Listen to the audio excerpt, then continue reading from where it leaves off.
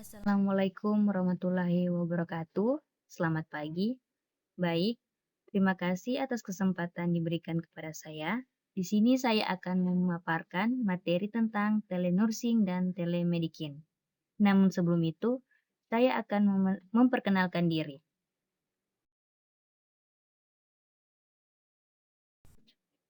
Perkenalkan, saya mahasiswa dari jurusan Kesehatan, Prodi Keperawatan.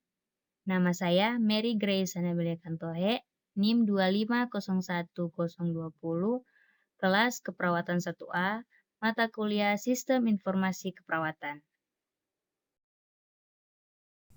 Saya akan menjelaskan tentang pengertian telenursing.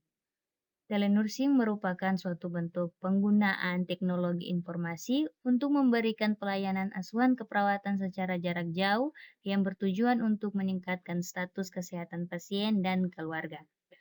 Hal ini menggunakan koneksi internet, sistem video conference, Zoom Meeting atau Google Meet, Short Messenger, sistem SMS, email, telepon, seluler, WhatsApp, ataupun Telegram sebagai media komunikasi antara perawat dan klien.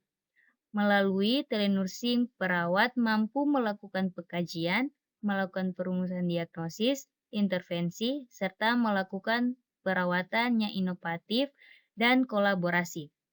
Selain itu, dalam aplikasi telenursing, perawat dapat melaksanakan evaluasi lebih lanjut dan evaluasi hasil perawatan. Berikutnya, manfaat telenursing bagi pasien. Yang pertama, membantu pasien mendapatkan layanan dan informasi kesehatan jarak jauh tanpa perlu datang ke fasilitas kesehatan. Yang kedua, mengurangi lama perawatan pasien, tidak perlu mengantri, mengurangi biaya perawatan dan transportasi. Yang ketiga, membina hubungan antara perawat dan pasien, meningkatkan monitoring kondisi pasien, terutama pasien dengan penyakit kronik. Yang kelima, meningkatkan kenyamanan pasien. Keenam, jam kerja yang fleksibel. Ketujuh, waktu respon cepat untuk pertukaran data. Yang kedelapan, memperluas cakupan layanan keperawatan. Yang kesembilan, berguna dalam bidang pendidikan keperawatan sebagai model pelajaran jarak jauh. Yang kesepuluh, berguna dalam pengembangan penelitian keperawatan berbasis informatika kesehatan. Keuntungan penerapan telenursing. Yang pertama, meningkatkan akses dan jangkauan pelayanan. Yang kedua, penghematan biaya dan waktu. Yang ketiga, perawatan pasien berkelanjutan. Keempat, keamanan dan partisipasi pasien. Kelima, efisiensi keperawatan.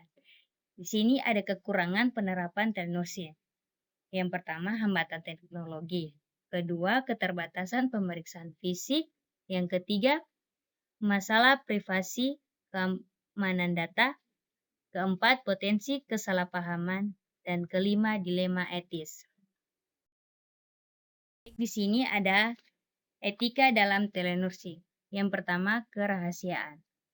Kerahasiaan yang dimaksud menjaga privasi pasien adalah prioritas utama. Informasi kesehatan pasien hanya boleh diakses oleh tenaga kesehatan yang berwenang. Dan kerahasiaan persetujuan pasien diperlukan sebelum informasi dibagikan kepada pihak lain.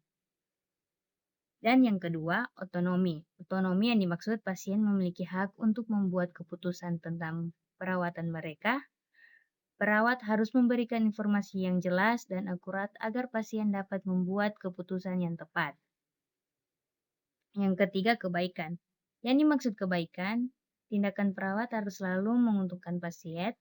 Perawat harus berusaha untuk meningkatkan kesehatan dan kesejahteraan pasien. Dan juga perawat harus menghindari tindakan dapat membahayakan pasien. Dan keempat, tanggung jawab. Perawat harus bertanggung jawab atas tindakan mereka dan harus bertanggung jawabkan tindakan tersebut. Perawat juga harus mematuhi standar praktik keperawatan dan kode etik profesi. Dan perawat harus melaporkan kesalahan atau kelalaian yang mereka saksikan. Dan yang kelima, kompetensi.